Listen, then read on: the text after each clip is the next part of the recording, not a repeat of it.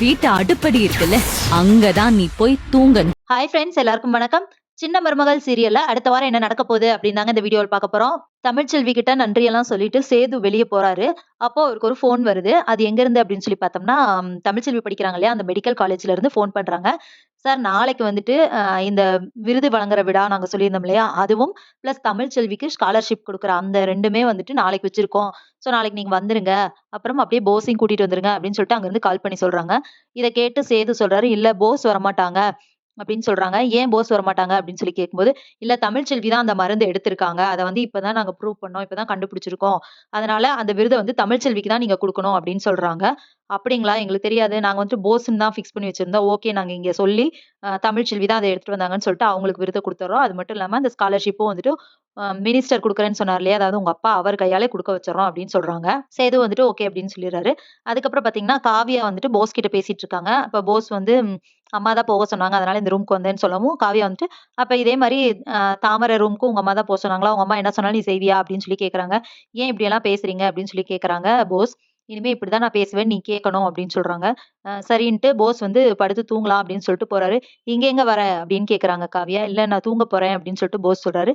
"இங்கே தூங்குறதா? இந்த ரூம்க்குள்ளேயே நீ இருக்கக்கூடாது. மரியாதையா வெளிய போ. அங்க போயிட்டு கிச்சன் கிட்டயோ, இல்ல ஹால்லயோ எங்கேயாவது படுத்து தூங்கு" அப்படின்னு சொல்றாங்க. அப்போ போஸ் வந்துட்டு ஷாக் ஆயிட்டு பார்க்குறாரு. "போய் அங்க போய் படுத்து தூங்கு" அப்படின்னு சொல்லும்போது, போஸ் வந்து யாராவது கேட்டாங்கன்னா என்ன பண்றது? அப்படின்னு சொல்லும்போது, "எல்லாத்துக்கிட்டயும் சொல்லு. நான் பண்ண தப்புக்கு காவியா குடுத்துருக்கிற பனிஷ்மென்ட் இது. என்ன இங்க தான் படுத்து தூங்க சொல்லியிருக்கான்னு சொல்லு. போ வெளிய போ. இந்த ரூம்க்குள்ள இருந்தேன்னா உன்ன அவ்வளோதான். வெளிய போயிரு" அப்படின்னு சொல்லிர்றாங்க. அதுக்கப்புறமா போஸ் வந்துட்டு அத கேட்டுட்டே வெளிய வந்து யாருமே இல்ல. அதனால ஹால்ல ஒரு ஓரமா விரிச்சு படுத்திருக்காரு. அப்ப ஈஸ்வரி வராங்க. வந்துட்டு, "டேய் போஸ், என்னடா இங்க படுத்திருக்க?" அப்படின்னு சொல்லி வந்து கேட்கறாங்க. "அத ஏம்மா கேட்கற?" அப்படின்னு சொல்லி கேட்கறாங்க. "சரி வா, நீ வா ரூம்க்கு வா" அப்படின்னு சொல்லிட்டு ஈஸ்வரி கூட்டிட்டு போறாங்க. அங்க போயிட்டு, "என்னடா ஆச்சு? ஏன் அங்க படுத்திருக்க?" அப்படின்னு சொல்லி கேட்கும்போது, அந்த காவியா தான் சொல்லிட்டாளே ஆல்ரெடி, என்ன பழி வாங்குறதுக்காக தான் கல்யாணமே பண்ணியிருக்கேன்னு சொல்லிட்டு, "இந்த ரூம்க்குள்ளயே வரக்கூடாது நீ.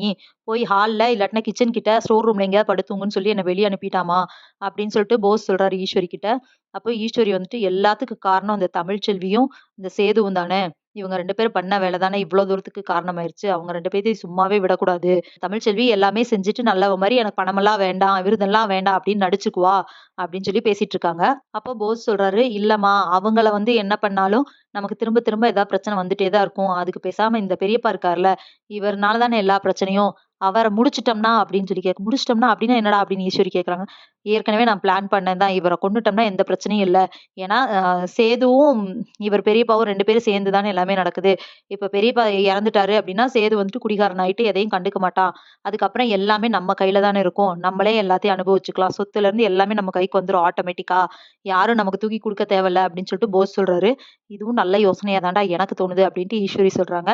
இதுக்கப்புறம் என்ன நடக்க போகுது அப்படிங்கிறத இனி வர வீடியோல ஒண்ணு ஒண்ணா பார்க்கலாம் ஃப்ரெண்ட்ஸ். அதுவரைக்கும் வெயிட் பண்ணுங்க. நன்றி, வணக்கம்.